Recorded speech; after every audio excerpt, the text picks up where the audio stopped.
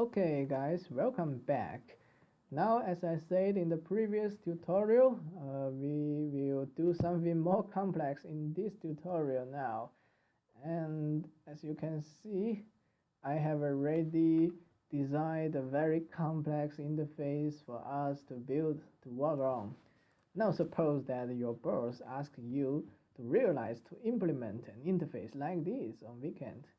And what you should do now. Okay, so after you draw out this picture, you need to analyze the structure of it. So at a first glance, you can figure out that this interface can be separated into 4 parts according to the layout, the style, I should say style they are in. They have the top left, the top right, bottom right, left, bottom right. Yeah, I think everyone can do that very easily. So for the first part, what widget do we need? To answer these questions, you guys should be very familiar with what widget does Kivy provides and what is their name. If you are not familiar with that, you can open this Kivy catalog and you can figure it out sooner or later according to this list. So here, as you can see, we want a text area for the user to input his name and password, and then a button for login. So what we need here is a text area, maybe text input, I think. If you are not sure, just open Kivy catalog, find text. Yeah, the correct name should be text input. Text input is where you can input your text, and then of course label and a button. So what layout should we use here for the first part? Actually, the first part is quite random because of this login button. If there's no this login button here, you can use I think box layout or grid layout, but the login button make it totally different. So if you are very familiar with the layout in Kivy, I think you will choose float layout here, float layout for the first part. For the second part is about this one. You have a checkbox, you have 2 radio button here asking whether you are a boy or girl, and so what we need here is checkbox. Once again, you can open Kivy log to check whether we are right. I think Berlin maybe, yeah, because it is indicating the Berlin. That is what we actually want, a radio button.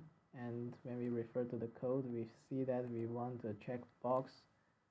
The radio button is also checkbox in Kivy if it is in the group, so only checkbox here. Pay attention to the capital letter here, and of course we need some label to give hint to our user. What layout should we use here?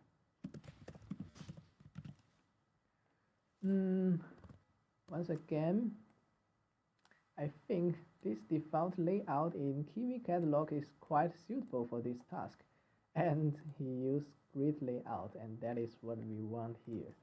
So this one will use grid layout. Pay attention to the capital letter here now. And then for the third part, it is a number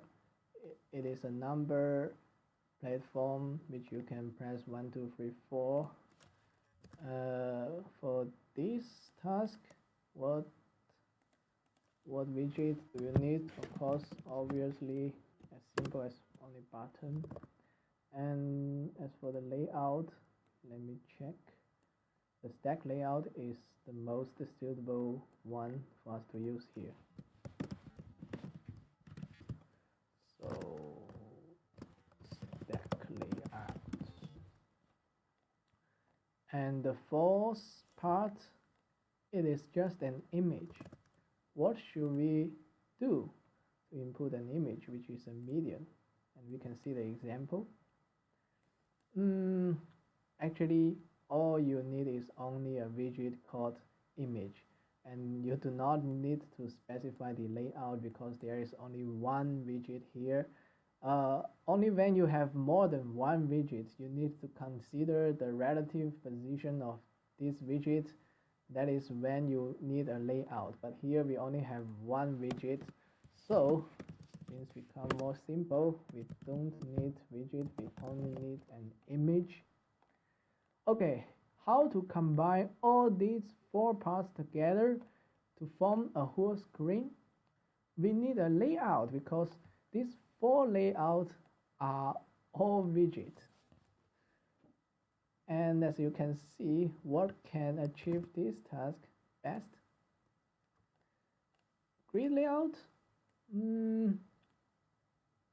seems very suitable. How about others? Stack layout? Not quite suitable because there are some space between these things, and you cannot fill this space here, so stack layout should not be used in this case. Box layout, how about? Box layout has only one column, so here we have two columns and two rows, so box layout is not that suitable. Flow layout, I should say flow layout can achieve the same task, but here we prefer grid layout because it is a grid. Okay, so here as a whole we need a grid layout. So we finished our analysis in this tutorial. For the next tutorial, we will begin to build on different part of this function of this interface. See you guys.